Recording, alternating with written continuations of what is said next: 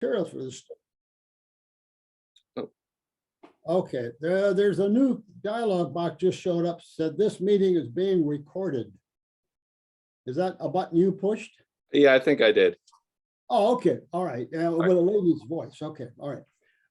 Anyway, so making sure students today can get a benefit of how things used to work that were very swift is something I'm very, very interested in. So I think you and I are in great sync right now. Very good. Very good. All right. Have to look at 1955 to 2002 right now. In that space of time, that's a very lengthy time in the history of the Walt Disney Company. A progression of how business was done changed a great number of times.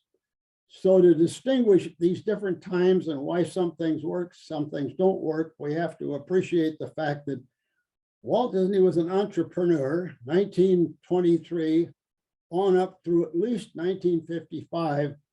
I was not aware of background of how he works, but I became very aware in 12 years working directly with him, like the other Imagineers, of what it was like for the 12 years. Then, of course, I continued with the company. And by the mid-70s, the company sort of became much more organized. And in becoming more organized, it got slower and slower and much more expensive. Now, in the past 20 years or so, it's become extremely over-organized and politicized. And in the case of Imagineering, it's become quite politicized. In other words, there's kind of a change wherein a person would join Imagineering, and rather than being assigned to certain groups, they would ask the new hire, what group would you like to be assigned to? And it was generally based upon the politics between competing managers and within Imagineering. This is not generally known, so kind of keep that under your hat. But since you want to dive deeply into how things work, we have to understand why things don't work today. You get that? Mm-hmm. Okay. So let's talk about how Walt worked in the period of time where things were extremely successful. And that is the area I think I can give you some details of what I saw worked really well, which I didn't understand at the time that it was working really well until I saw things not working well at all later. That gave me a better perspective of the value of doing stuff, as Walt would say, let's just do it right. All right. It starts with Walt's general attitude. You're an entrepreneur, you have an idea. I've worked with other entrepreneurs later that have an idea. They wish to convey that idea, firstly with words, secondly with some storyline on printed paper, then some artistic drawings, and then begin to engage people to make that step from words and pictures into, we're going to dig holes in the ground, we're going to pour concrete, we're going to build very expensive stuff, and hopefully it should all work. All right, that borderline between the idea and somebody's going to cut metal, that's my area. I take it from there, somebody's idea, and take it all the way to opening night. If it's a show, take it all the way to an opening attraction that is going to run roughly 220 days a year, 16 hours a day, reliably, maybe for 20 years. Those are giant leaps. So how does Walt get people to actually do that kind of stuff? Well, number one, he wasn't over-organized. In other words, he was free to walk around the studio lot, even though he had an office, even though we have, the typical levels of administrative departments. he still made time, I think, basically because of his own excitement and curiosity.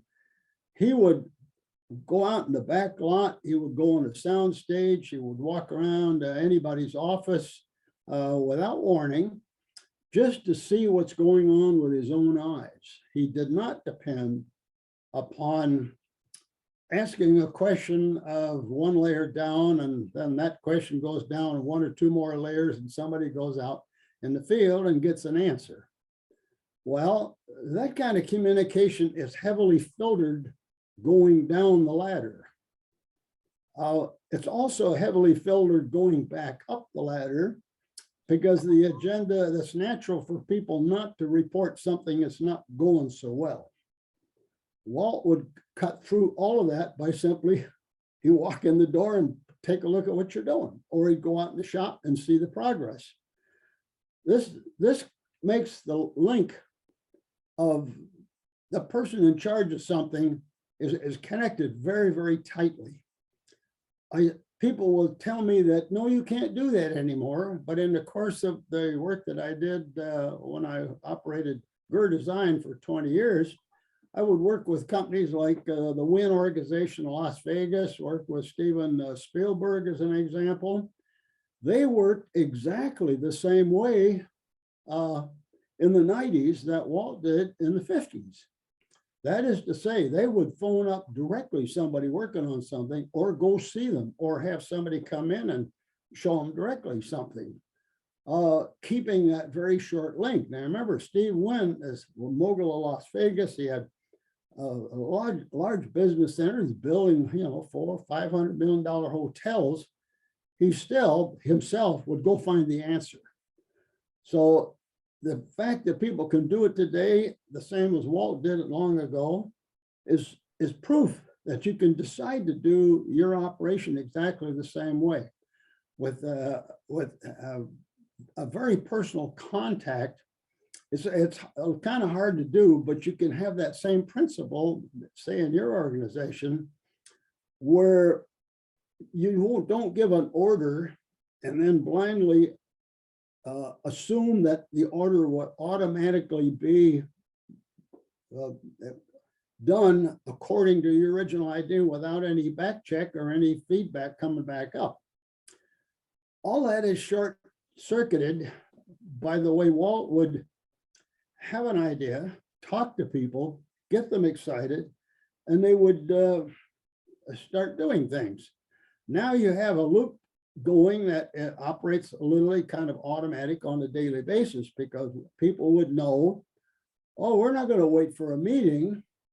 We can kind of trust that Walt walks around all the time, and if it's pretty good, he won't say anything. And if something's not right, he'll say something in a different manner compared to most people. Most managers, bosses, CEOs, if something's not right and it was an order that they wish to have done, they might threaten you. They might say, gee, if that didn't work out, if you do that again, I'll fire you. Well, you have to stop and think just a minute. Walt hired people who are creative, and he wants to keep them sparked up as self-starters in a growing organization. This is the critical point right here. You hire people for their potential creativity. You never, ever want to threaten them, even if the thing they did took the time and the money and you don't have a result. They might have a good idea next time around. So you don't want to threaten this creativity and cooperation and enthusiasm of students and employees. That, I think, was the most critical link that I saw that Walt developed with everyone. And then when you talk to everybody that worked with him at different levels, they all tell you exactly the same thing. More specifically, let's say we all work on projects, great big ones and little tiny ones. So there's a big variety. Walt, rather than making a grand announcement, oh boy, we're going to do this great big thing, here's our big public relations day to announce the whole thing. No, he won't do that. He's got an idea, he's working on an idea. as he walks around, which everybody knows he's walking around all the time, he'll stop and say hello and ask you a question. He'll say, say, Bobby, we're thinking of doing, and then he would tell you, what he's thinking of doing. And then maybe a few days or weeks later, you're talking to some of your coworkers and you happen to relate the conversation, and the person says, he asked me the same question. And I got all excited over this thing. This would be a pretty cool thing to work on. Well, you see what he just did? He's out in the field sprinkling little seeds, little thoughts. So by the time he gets ready to actually really do something, we're going to, fund it and budget and timing and schedule and all that. He's already got people on a personalized basis thinking about what we're going to do. That I thought was one of the most clever things I've ever seen anybody do. Because what that amounts to is you are getting something started by floating it around through your group, rather than suddenly calling a giant all hands meeting and making a grand statement. We are going to do this.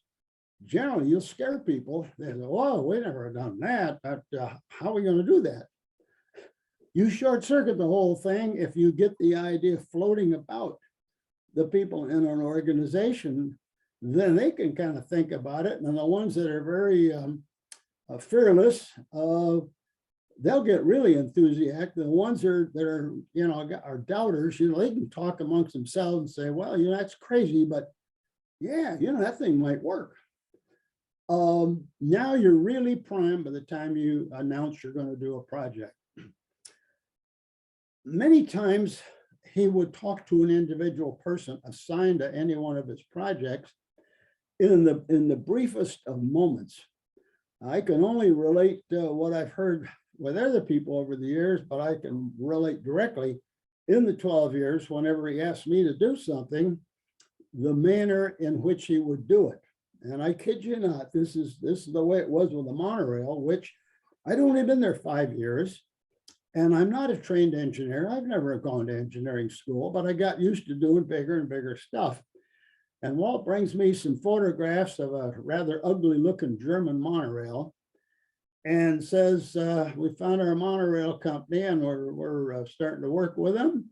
And their trains are not very attractive. So I want you to get started on our train right away. That's what he'd do. He'd walk away and leave me. You want a what? And he did that with big jobs, small jobs, with everybody else. That cuts both ways. We had a very famous lead Imagineer, Marty Sklar, who passed away a few years ago. And Marty always used to tell us the little story of the white sheet of paper and the pencil. You take a white sheet of paper and a pencil and set it down in front of somebody. They're terrified. What do you want me to do, Marty? The other person, like me, would set the piece of paper down and the pencil and say, I want you to get started on our monorail right away. Oh boy, do you know how good that feels? I get to do something from scratch. I get to use all my excitement and everything that I would like to see in a new machine like a monorail. That's a big difference. When you have people that you don't scare them with a white sheet of paper, you see how they might react if you've been working with them in such a manner that they're not terrified of that white sheet of paper and ask you to start drawing the first sketches of something. That's a very tender moment, and a manager or entrepreneur needs to be very aware of that, how you would approach somebody, ask them to do something they've never done before, but not scaring them. Now, some people are naturally very enthusiastic and very fearless. However, not fearlessness to the point of what I would say is blue sky dreamers that over dream and put too much thought into, if you can dream it, you can do it. That's a popular Disney internal theme. If you can dream it, you can do it. Well, we've got some stuff we built over the years that didn't work or the darn, even though we dreamed it. You have to be back up a little bit on the more practical side of things. Now, let's say you do this several times. You got a new student or a new employee, and you've done maybe 2 or 3 things in this slightly scary manner. They begin to understand your batting average of how you set people to work. You never ask them to go too far that they they can't actually do it. That's the other thing about Walt. He had an understanding of, number one, he never did anything over. He always liked to do something in new directions all the time. If you read his history, he was involved in so many things over a long time that you wind up naturally going to do some stuff that might not work out well. But if it does start to work out well, you have this batting average in which your employees or your students will see that, gee, it is okay to kind of reach out and scare myself a bit, but it works, because I'll have faith in a person that will give me a task that sounds spooky, but maybe not so far out that I'd be scared of my own success or not.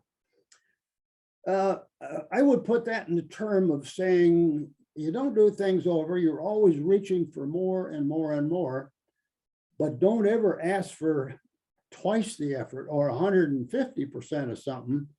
You might ask for maybe 110, 150, 115% beyond what you've just gotten used to doing. That way you're urging people to take a little bit more cautious steps into the future of something than having a great big grand plan that sounded really terrific. Disney's parks have had a history in the last 30 years of making a grand, if you can dream it, you can do it. And then everybody believes, oh yeah, they tell us we can do it. So yeah, we're going to do it, but we're going to do it under a management system that you have this MBA arrangement of organizations, how they work. What happens is you wind up, everybody's is responding to meetings all the time. You gather everybody up and you'll have a meeting, and these meetings consume a lot of time. And you got to remember, in a meeting, there's no work being done. It's everybody's in there for some reason, and most of them don't ever have to be there.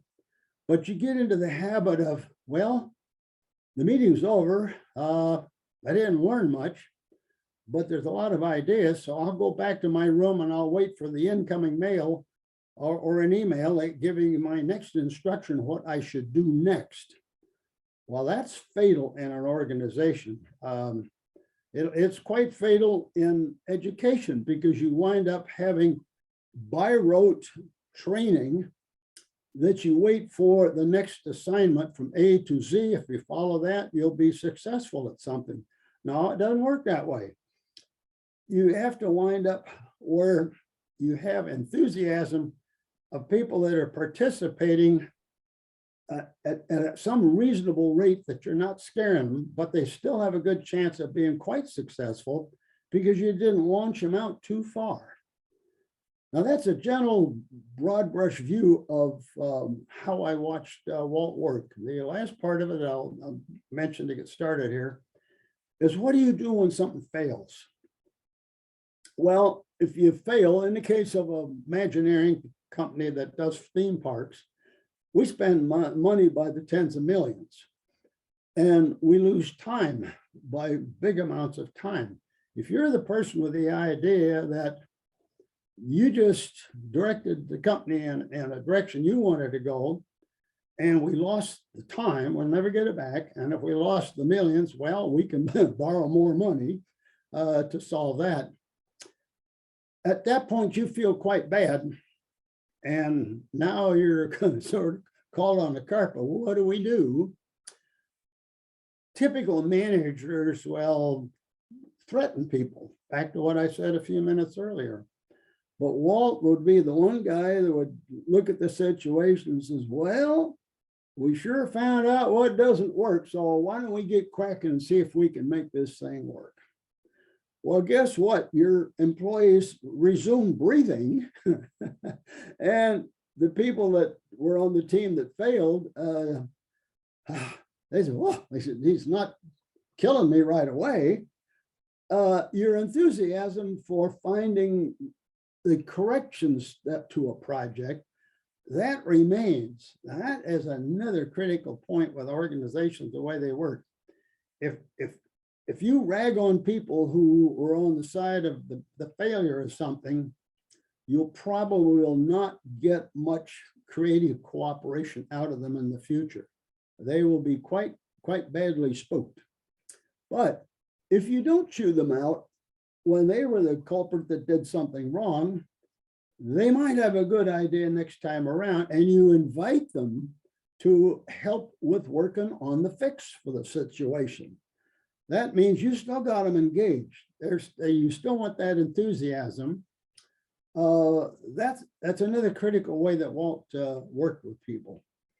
So I'm open to question now to how we can explore a little bit more in detail. I'll jump in with one. How did the Imagineers work within conflict with one another, and how did Walt? And you kind of talked a little bit about that, but how did he? What was his role in that? Okay, backing up a little bit, Disney was a cartoon company in the 30s and 40s, early 50s. Number one, cartoonists. These are gag men. These are jokesters. These are practical prank type of people. And they're a little, it's kind of a wild bunch of animals in there. Walt knew that because he hired people for their interesting ideas and their fearlessness. So he had to very carefully kind of manage them because they all have pretty good, strong egos, and they're all pretty competitive. I saw that very personally. But when push came to shove, Walt would tap himself on the chest and he says, my name is Walt, and don't ever forget it. And that way he could use his ego occasionally when somebody wanted more recognition than they ought to have. So that was kind of an automatic thing that kind of damped people down just a little bit. Conflict is always going to happen where you have very creative people. They've got a lot of ideas. They don't believe each other, and they kind of have to convince people. This raises the balance of the situation where you can have an enthusiastic designer or an artist or an architect, and your enthusiasm gets ahead of your practicality. At that point, if your ego is very high and you're not too open to somebody who's questioning you, you want to keep that link open just in case you're not as smart as you thought you were. You'd like to have naysayers around you that you can actually work with and get used to believing people when somebody says, Bob, are you sure that's going to work? And I'm the chief designer. I've got the big ego. I'm in charge of something. I have to stop and think, I wonder if they're right. And what that does, that sets up a cycle that you're always questioning your ideas every hour, every day when you're making choices, particularly mechanical design, got a lot of stuff you're going through all the time. Little tidbits of information. You want to always be very aware. This sounds really cool right now. Well, maybe it's not. So maybe I ought to ask somebody else to come take a look at it. Or sometimes they're going to take a look anyway. And if they are not as scared to talk to them, they'll point out, say, Bob, that doesn't look like that's going to work. I just saw your screen change. You still there? Yeah, I'm here. Okay. Yeah, a yellow box jumps around a lot. Okay, I got it. You follow me in what I'm trying to say in that respect? Mm-hmm. Okay. That's a very important characteristic, because you don't want to let's say, have students be sent off into a big task that sounds really dreamy, really cool, really something to do, but the darn thing's got an Achilles heel buried in the project somewhere. That's going to be a downfall of a good sounding idea. The fact that you've got a mix of people, the ones that are enthusiastic and the ones that are not quite believing everything you're trying to tell them. There's a tool that people can use to understand this. If I say the words Myers-Briggs theory, how many of you nod your head and how many of you give me a blank look? Well, I can assure you, Myers-Briggs is, it's a relatively simple thing. It takes a little while to get used to it. But I got thrown into situations in shops several times where there was a big argument, a big harangue, a bunch of misinformation. And because I learned about Myers-Briggs theory, I could go down and solve the thing within a day or two. And the reason for that is, if I understand how other people perceive things, because I take the effort to do that, and let's say I'm an intuitive type of person, the kind that would go up to somebody and says, hey, trust me, this thing's going to work. Just trust me. Well, you talk to a sensing type person, that sensing person will say, whoa, whoa, whoa.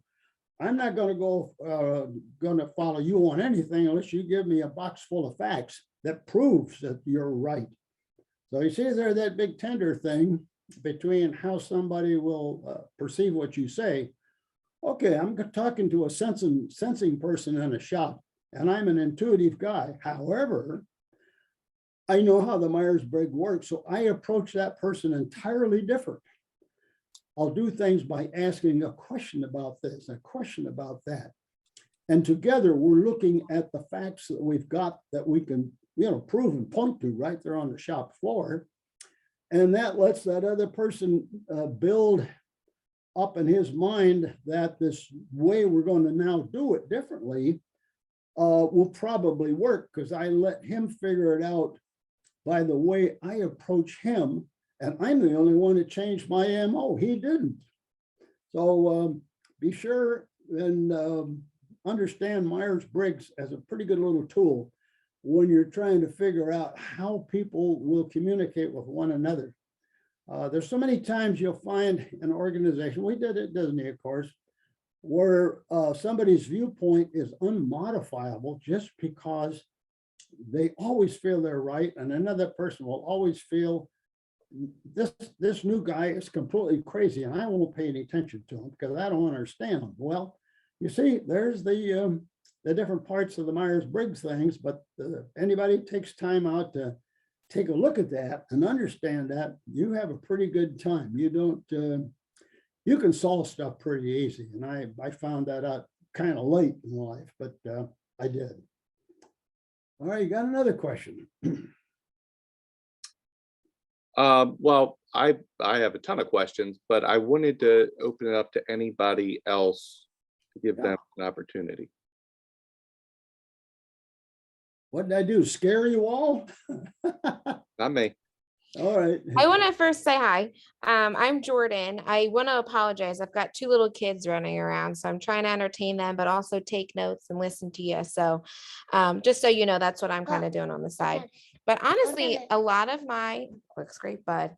A lot of my questions you answered in your just prologue, I guess, in your speech when you gave in the beginning. I've been doing, idea. yeah, a lot of my questions, I was like, oh, I wonder, like I bolded them and then you answered them later down. And I was like, oh, okay. But a lot of mine was like, so when you would say he would just kind of walk around and he would pop in, I was like, okay, were you worried? Were you scared? Were you anxious? So how would he behave to make you kind of feel more at ease? But you answered that later on. And then same thing popped up later down the road. So then when he kind of changed, okay, this is maybe not the direction I wanted them to go in. How did he handle that? How did it make you feel? Kind of, how did you stay motivated to continue working with him? But like I said, you kind of answered it in the way that he would react to you, if that makes sense. Okay, I'll give you a good example of that. Sure. Realize any kind of a project, any kind of an endeavor is an ongoing operation. Some people call it a process. We'll get back to that a little bit later. And he's monitoring it personally because he sees what's going on in the shop, or he sees artists working, or sculptors or whatever. When something's not quite right, he had a way of sort of looking at it and then starting a conversation, and almost always said, say, Bobby, you know, that thing's coming along pretty good, but what if? And when he said the word what if, you automatically knew that I'm not doing too good right here at this particular subject. And the fact that he said what if, he's got sort of an added conversation going that actually triggers your mind, because almost every time when he says, Bobby, what if, right away I go, oh my gosh, that is so cool, I missed that. And then he'd say something like, well, I'll come back next Thursday and let's see how it's going. He comes back next Thursday, say, Bobby, what if? And this was an endless cycle in which he's sort of letting you know that, well, I don't like it, but I'm not going to tell you I don't like it, but I'm going to ask you, what could you do to improve it? And it's kind of a funny little loop, but it's kind of a psychological way of working with people to sort of massage the direction a little bit better. I think student orchestras in music are the same way. There's almost no kids can sit down and get through those notes all in sync at the same time and in a precise manner. A lot of wind instruments, you got to have the right lips to get those things working right. But the fact when you have a music teacher and he's got the stick in his hand, he can stop you at any bar and say, whoa, just a minute, let's look at exactly how you're doing that. And that's a neat way to that Walt would be like the band leader in a big band. A lot of people use that expression all the time that, well, what does Walt really do? He runs around and he finds musicians, and then he helps generate the music, but then he's out there with a stick directing the music. It's just kind of an analogy how people work, but the music analogy is pretty good because everybody's in a team, they're all in one space all at once, and everything is happening all at once. Even on a big project, you're scattered all over a studio lot, and you're scattered all around through industry in different states, but it's the same principle. Yeah, I like your question. That's pretty good. Thank you. I actually have a follow-up, if that's okay. All right. So when you went back, so going back to when you said the paper, like the pen and paper kind of analogy, right? And there are some people that you hand them a pen and paper and they get scared. They get threatened by it, or not threatened. I can't remember what word you used, but they got worried about the pen and paper. But the people that did really well at Disney were the ones that were excited about the pen and paper. So how can I, as a person, change my thinking or change my emotion towards the pen and paper to become excited rather than scared? Okay, the scared person is the one I want to be comfortable talking to me when I'm the top dog on a $10 or $15 million project.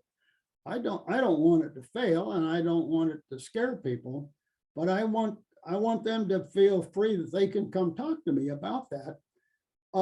Even in a small scale, let's say you've got one person that you're enthusiastic, but they're scared. All right, put on your Myers-Briggs hat and ask them, figuring they're probably more of a sensing type person rather than, an intuitive type, and just have little conversations about what's scaring you in detail. In other words, somebody can say, oh, I'm all scared. Well, kind of give me a little example, little tidbits here and there. What is scaring you? Because it might be that person has the clue to finding the Achilles heel in your project that you can't see because you're too enthusiastic about it. Because the scared person is usually the one that's is the canary in the mine. That's the one that's can see things that might not work better than you being too enthusiastic. So that's a very valuable person to try to soothe them in some kind of way that they're not quite so scared, but let them know that they offer quite a bit of value in case they just happen to point out something to you that it is a stupid thing on your part. Yeah, you hate to admit it to yourself, but then in your mind you think, wow, she was pretty good. She found something that's pretty dumb if we did it that way. now you get a little bit of rapport going. But you just don't want to have people go off in the corner completely afraid of something, because they're a very useful canary to you.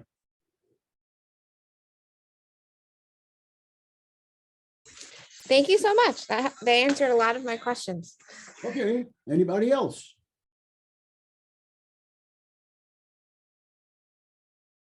Oh boy, I either answered all the questions or I put you all to sleep.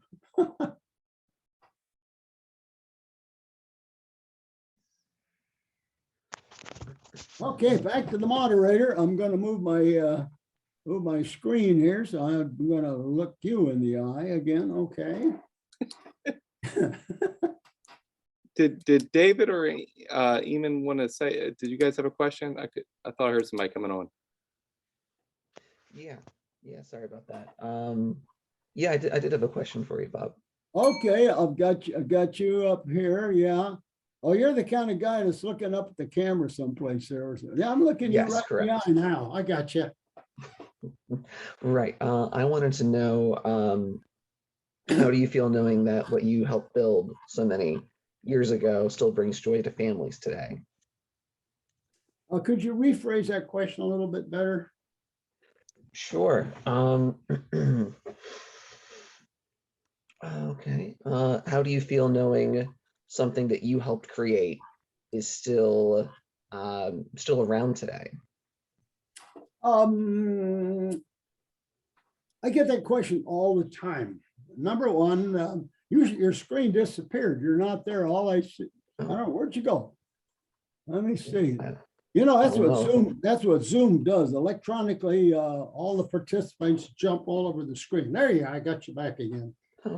I get this all the time. It's kind of a touchy era situation.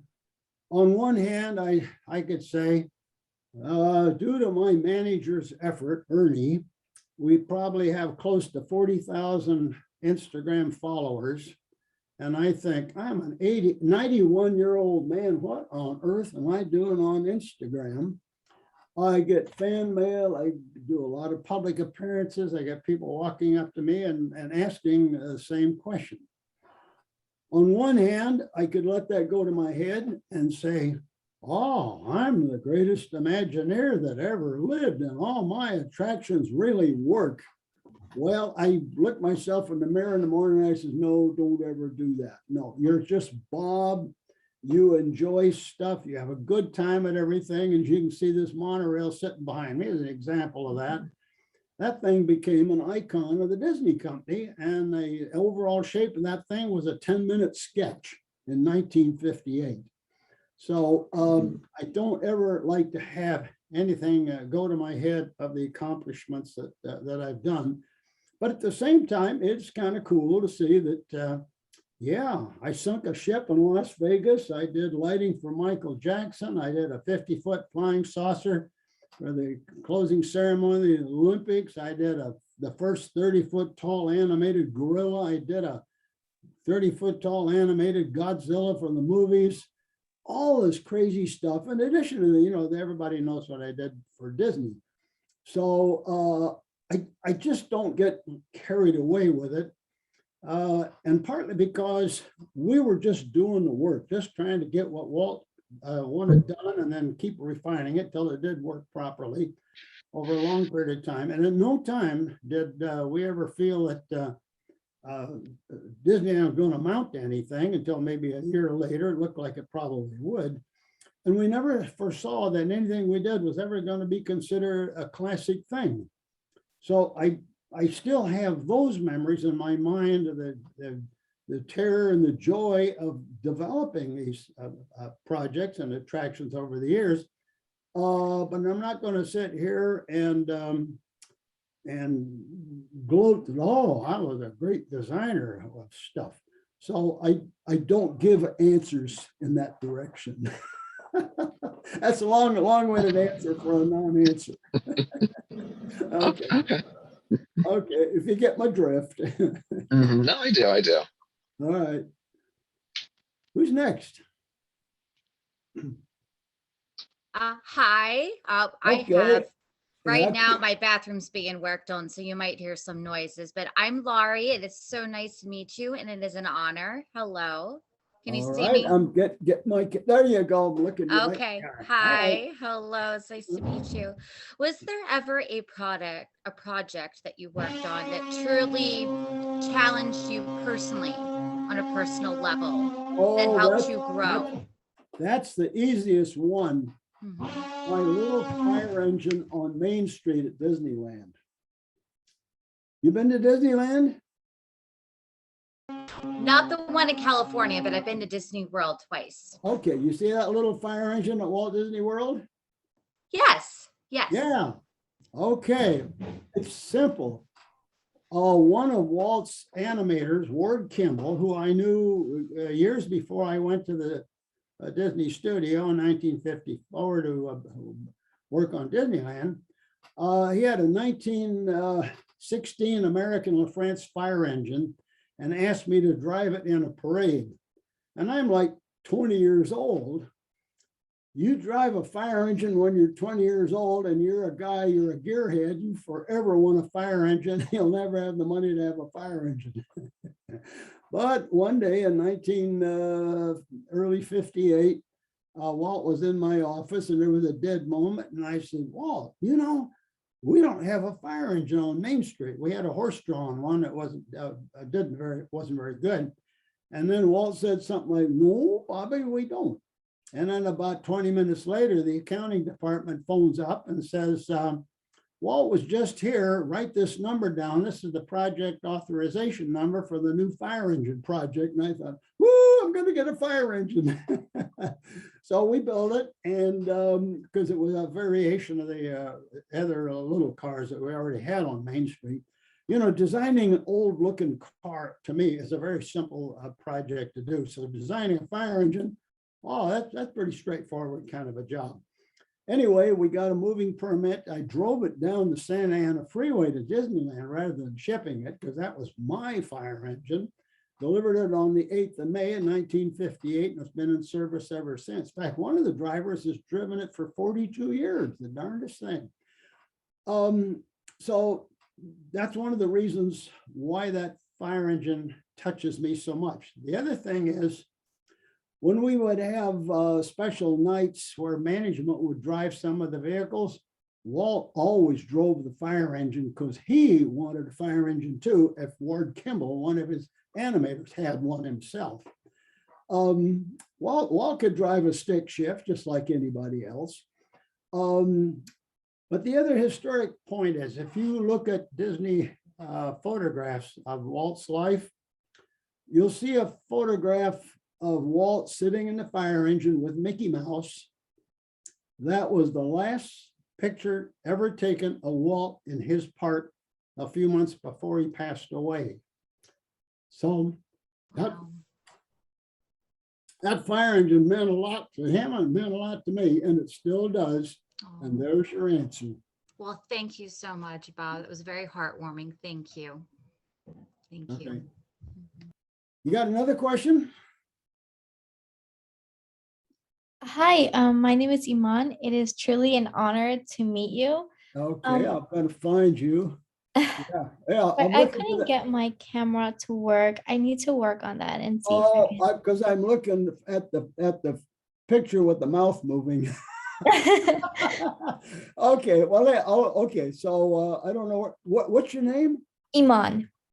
Oh, I know what I can do. I could probably, can you see me? Yes, yes, I can see you. Oh, okay, this thing jumps all, I'm gonna get you, am I looking you in the eye? Okay, that's wonderful. Yeah, I'm looking at your name. All right, so I did have a few questions prepared beforehand to ask, but you seem to have answered it all in your your little like lecture beforehand before we started asking questions. But I did have one that like how did you handle disagreements within your group, like your team? How did you handle that? Was there like a certain method that you used? My hearing is not so good. Could you say that question in a little bit different manner? And maybe I can understand the question a little bit better. Of course. So how would I, so how did you, let's see, how did you handle any disagreements that you might have had within your team? Oh, you want to know how did I handle difficulties on my team? Like a disagreement, say the whole team, say you had an idea, but not everyone was agreeing with your idea. How did you change their minds or dealt with that? Okay, well, backing up a little bit to the Myers-Briggs theory of how people might work. After I learned the Myers-Briggs theory, working with people, it was easier. But up before I learned about Myers-Briggs, I did have difficulty dealing with people. And I'd have to bluntly say that after working for Disney for, I think, only 2 years, my boss at that time, who was manager of the machine shop, gave me more and more responsibility for designing and ordering parts and quite a bit of tasks. I think my ego popped up a little bit in that I had a feeling, oh, now I am in charge, not my boss. And I think it ruffled a lot of people in the shop kind of badly. I didn't realize I was such a arrogant little upstart in my 20s, but Walt had given me a job and my manager turned me loose and I got way ahead of a lot of people. And I think I made some enemies on the shop floor, but so there was difficult times, but I think it got solved in a way that, luckily for me, the things I designed, the guys in the shop actually liked making things from my design because the parts and the type of parts and the processes were a little easier than what an engineer would do. I'll put it this way. An engineer is a trained engineer and they have a tendency to over design and make things way too elegant and too hard to do. And shop people are always upset when something's too complicated for them to do easily. And they got used to the fact that since my schooling was auto shop in high school, not an engineer, I saw things from this simplistic standpoint. So over time, they got used to the fact that I wasn't such a bad guy after all, just because they had a little bit better time of making the parts that I had designed. That's kind of a non-answer in a way, because it's just a situation that evolved and got smoother over time. And of course, when we got to big jobs where we spent millions of dollars, I'll design it from the outside looking at the project. I'll be designing the details and I'll be down on the shop floor with them, helping them manufacture things. So the fact that, unlike some of the engineers we had, the kind of guys that wear a tie every day, I never wear a tie. I'm down there in the shop with them. So sort of a silent solving of an issue with me was done easier because I'm very shop related. where most licensed engineers are not. They don't like to talk to the people actually making the thing. I hope that explains a little bit. Yes, it did. Thank you so much for answering that. Okay, good. So I actually have a question that goes along with what you started to talk about. It's Okay. again. There we go. I got you in the eye. Okay. So I guess from the beginning, I'm trying to figure out how to put this into words. Like recruitment is my question. How did you recruit people, or how did you find people that were right for the job, if that makes sense? Or what enticed you to join Disney? Because at the time, you know, it wasn't necessarily something that was quote unquote successful yet. You guys were the ones making it successful, right? So how did you get that first group of employees? I love the fact that you walk and talk at the same time. That's pretty cool. This is one of my favorite questions I get a lot.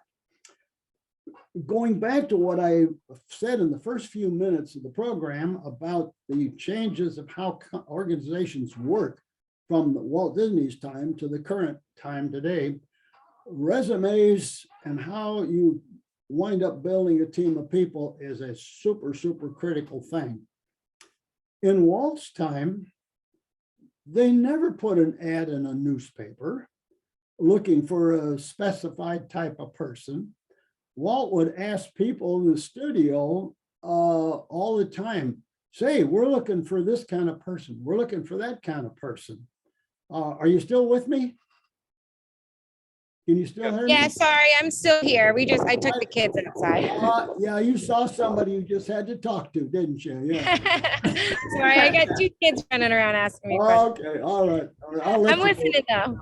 I'll let you go. I'll let you go this time. Okay. Walt would inquire about a specific type of skill they're looking for, and he would ask other employees, say, do you know somebody that knows somebody that could do something like that? And he did that very consistently. I also learned at that time that when they would bring people in, and they, you know, in those days, Walt was bringing people in, you know, many people a week. So it was fun watching him collect people. The question of a resume came up, and the resume was always beautiful artwork or beautiful writing or something in a nice portfolio. And Walt did not want to look at it.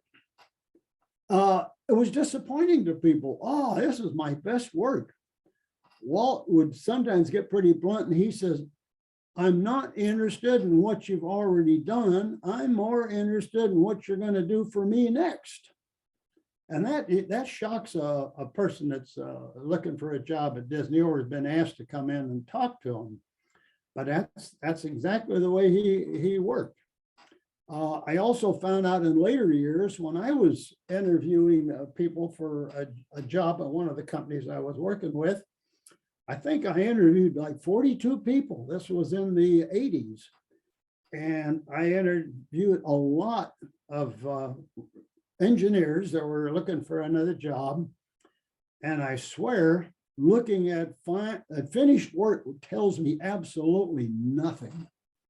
So I got in the mode of doing an interview. And of course, it was in the response to advertise, you know, ad in the paper. I told people, I says, you have beautiful drawings. You have beautiful engineering drawings. You've got great photos of what you got. But that tells me nothing about how you think. And it would stop them cold. And I said, why don't you go home and bring your sketchy doodles in here, and then I'll talk again with you. What is a sketchy doodle? Okay, we'll go back to the white piece of paper with the pencil. If I sat down with you and we discussed how you might do something, and you're sitting on the other side of the table with a pencil and a white piece of paper, and you start doodling, I can see how you think. Oh, that is the most important thing. So if I was a student today and I was told to do the best portfolio and I've got access to a computer, I can make dreamy, beautiful looking pictures of something, that is 100% worthless. All I know is you can make pretty pictures. I don't know that you can think about anything. But if you show me that piece of paper, or bring in your sketchy doodles, and I found a lot of people do that. Oh, they come back with these ratty looking sketches. Guess what? I can see the sequence of how they go through something, because a lot of it is half erased, some of it's scratched out and it's full of doodles. But those are the gems of how somebody takes something in their mind and it runs down their arm and runs out their pencil and hits a piece of paper while I watch. That's the goal right there. That's a long answer, and that's not the one you were looking for. So is it more so you're interested in like a working interview? So don't bring it to the table, let me see you in action kind of thing? That's right. Okay. That's a very unconventional thing. So people that wish to have a head start on, let's say, being good at the job you might be asked to do, or if you're looking for somebody to see how good they are, that's a pretty good way. It's almost like, let's go back to the student orchestra. They come in there and they got this great resume, hand them a trombone. Play something. Oh, the trombone is terrible because it's not like clarinets, or they got a specific tone. Trombone, you got to know where it stops, and you do it by your skill. Yeah. I used to play trombone as a little kid, terribly. That's awesome. Thank you so much. All And so right. did I miss the part where you talked about how you joined? Hmm. Did you Say that again. did you talk about how you joined Disney? Like what brought you to him? Oh, yes. Okay. I got a phone call one day, just a cold call saying, Bob, go to the Disney studio and meet a Mr. Irvine in 20 minutes. I went out there, and it turned out to be this project that I saw in the LA Times a couple of months before, and I thought it was good looking amusement park. And I thought, oh boy, they ever built that, I'd go there. And I also heard that there was a little chassis of a small car in the back lot that had no body. And I thought, I wonder if that little car in the back lot and this thing I saw in the LA Times has anything related. And when I got there, Mr. Irvine said, we need a body designed for a little car. See, no resume, no nothing, just a cold call. And then I found out later, Walt had asked two of his animators who he knew were car guys. And do you know anybody that designs cars in LA? And one of them did know me because I drove his fire engine. See, that's how Walt found people, and that's how he found me. And I think we were both, that was a lucky stroke because he was looking for somebody. And I just happened to thought, hey, yes, I'll take that kind of a job. Sure. That's awesome. So it was a lot of word of mouth. Like, do you know somebody? Absolutely. Word of mouth is, if you can do it, that's the best way. And so how old were you? What were you doing at the time? Did you have to find another job before that? 23. 23. I went to the Art Center College of Design, but I never graduated because I got hired by General Motors a couple of months before the graduation. So I have a fading yellow diploma that no one has ever asked for. So I spent all that time for a Bachelor of Arts in Industrial Design, and nobody was ever interested, and Walt was never interested in that. So I never got a chance to use it. That's too funny. That's awesome. Yeah. I mean, I feel like I could probably talk to you for hours too. So I'll let somebody else. Okay, well, good. That's good. Talk to anybody for hours. Just keep, you got somebody that you can just sit down and have a good chat with. Those are the people you want to ask questions. Yeah. Whoop. See, look at here. Look at the phone ring says I didn't turn it off. I pushed the silent mode button. Okay, sorry. Okay. Anybody else with a question? I had another question. And I forget who said it in the Imagineering story. I want to say it was, I don't think it was an Imagineer. I want to say his name was Nunez or something. Anyways, he said in his interview that he would argue like hell with Walt, particularly about needing a theme show attraction, which then led into how you created the Matterhorn. My question is, how did conflict or disagreement with Walt himself work? Like you talked about how he would question you to kind of guide you, but if there was a disagreement with him, how did he handle that? Was he, some leaders can be authoritative.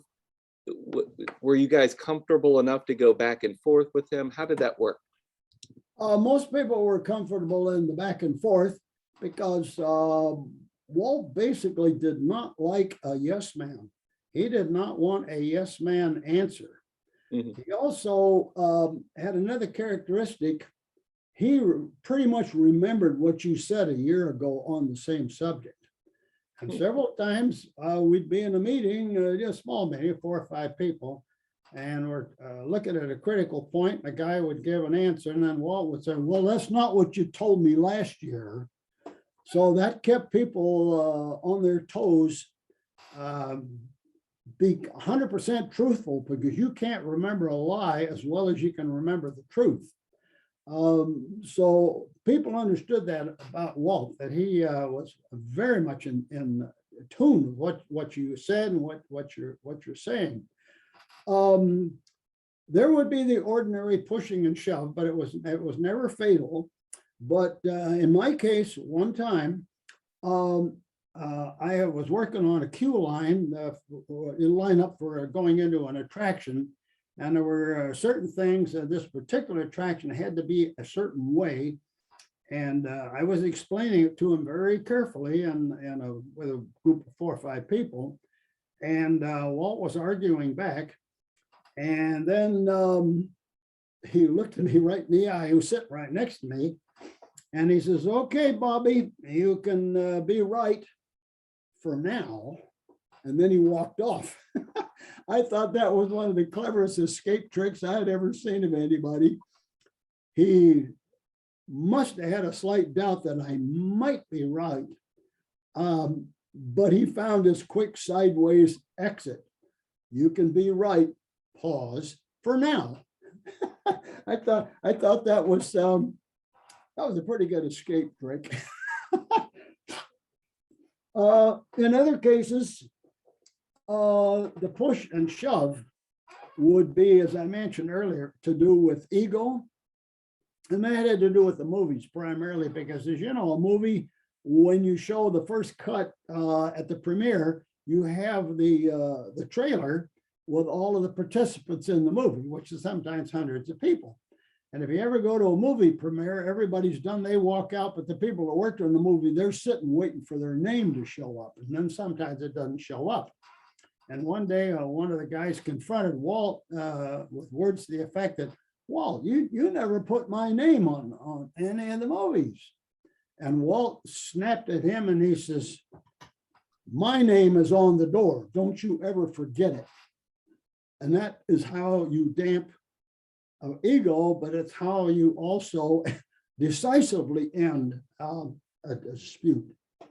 Walt had an ego. He didn't use it a lot, but boy, it was a killer ego, but expertly applied.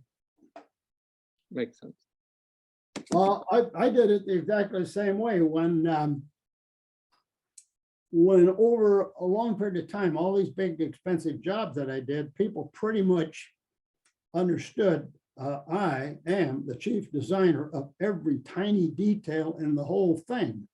And one day I had a guy that walked out to see what he's doing, and he had designed something and Bill it was installing it on the machine, and it was going to conflict with some other characteristics. And he was a good designer, a good worker. But I said in no uncertain terms, you want to do something like that, you come to me first. Let's see what you're going to do. And if it looks like it's going to work good and fit with everything else, well, it's a go ahead. But don't ever do that blindly like that. And everybody heard it. So pretty much I got away with a lot because my stuff generally worked well. And the guys liked the way things are kind of simple. And you could build it and test it and operate it pretty easily.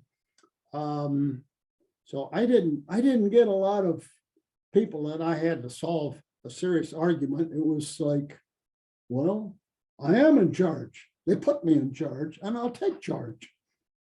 I got away with it. Yeah, especially like the sinking ship in Las Vegas. That was a terrifying job for a lot of people.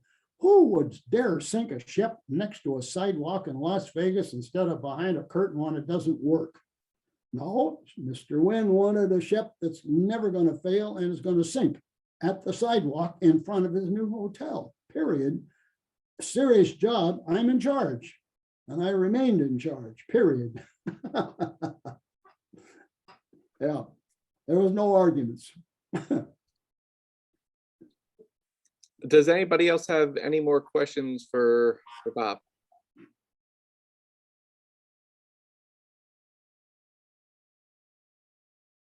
Okay.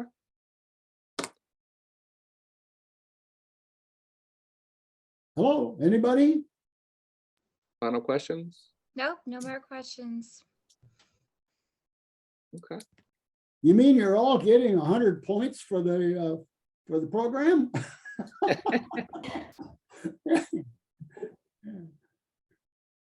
Okay. It was a very pleasure to meet you, Mr. Gurr. And if Oh, I get another chance to, I'm Bob. Mr. Bob. No, I don't have titles. Just I'm Bob? Bob. You go to a Disney park. What do we got? The little name tags? Oh, It's yeah. only your first name. That was a Walt thing. Walt insisted on that. Have you ever Awesome. been That's to Disney awesome. World? But it was a pleasure to meet you. And if I ever get a And chance to talk coffee. to you again, I could sit down with you for hours. So I think Matthew wants to say hello. Did you want to say hello? No. Never mind. He doesn't want to say hello. Oh, did you have a question? No, I was just saying thank you for spending some time with Okay. All right. All right. Well, thank you. All right. or with us. Sorry. Yeah. Yeah, you changed locations in the entire hour. Yeah. I'm so sorry. Okay. Anybody else? How about the lady with the earphones with the maroon jacket?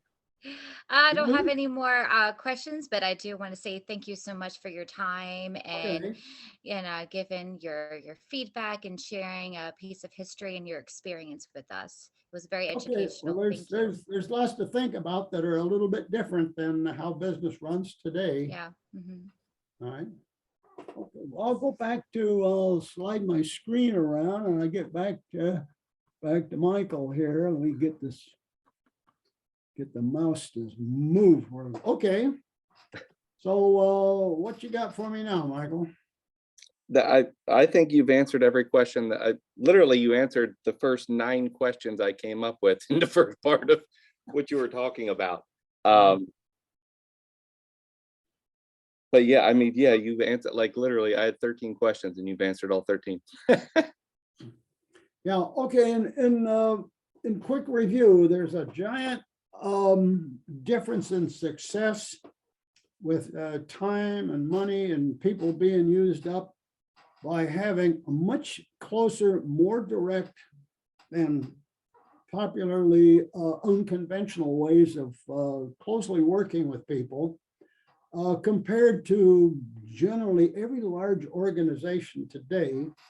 I can say from personal experience with talking to people that are currently in Imagineering and several other companies, the overly organized by rote MBA type of training and hiring people by resume consumes so much time and so much money and has a greater chance of having errors. That's very provable in watching Disney and other companies suffer victories and failures based upon how they manage. A simple example, if you have watched the last 10 years, Universal has done some very astounding attractions, particularly the Harry Potter type of attractions, both at Universal Florida 10, 11 years ago, followed by the Diagon Alley addition to that, followed by the Harry Potter attraction in Hollywood here. It's reflected in organizations that give awards for good design. It turns out Universal does pretty good in doing astounding attractions and working in a very wonderful manner with creative people, and they do it with a tiny organization. It's pretty obvious in the industry to see that you can become so big that unless you give some thought to what the bigness is not doing well for you, that applies to any kind of an organization. I see this all the time. So the thrust of the questions that you asked me today, I'm very happy to have shared this with you from the standpoint. It seems extremely important for today and how companies work, how education works. And I'll leave you lastly with one of my pet peeves in a way. Luckily in my era, we had in junior high and high school, we had what was called elective classes. In the 6 periods, you had maybe 2 that at each semester that you could select what you wanted. Over time, federal mandates, state mandates, and the failure to have funding to go along with the mandates means that all the good type of shop and elective classes just aren't available anymore. For boys, you know, you had auto shop, metal shop, wood shop, all that. We had ROTC for a lot of the, what would I say, homemakers. We had home ec and a number of those things where, oddly enough, a graduate could leave the 12th grade. They were pretty good with their hands and the use of materials. No matter what was, they were going to go off and do in life.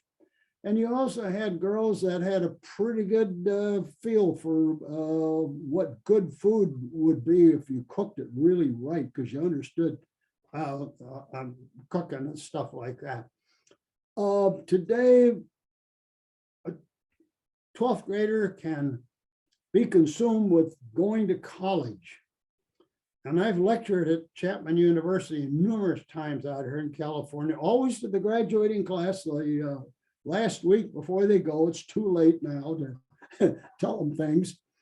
But there's a big gap between the student whose parents can't afford to take them to college, but they could go to a small type of trade school. Or not any trade school, but have a student get very, very interested by the 8th grade into something so that you don't waste any time from the 8th to the 12th as self-taught on your passion, what you would like to do, regardless of what the school curriculum was.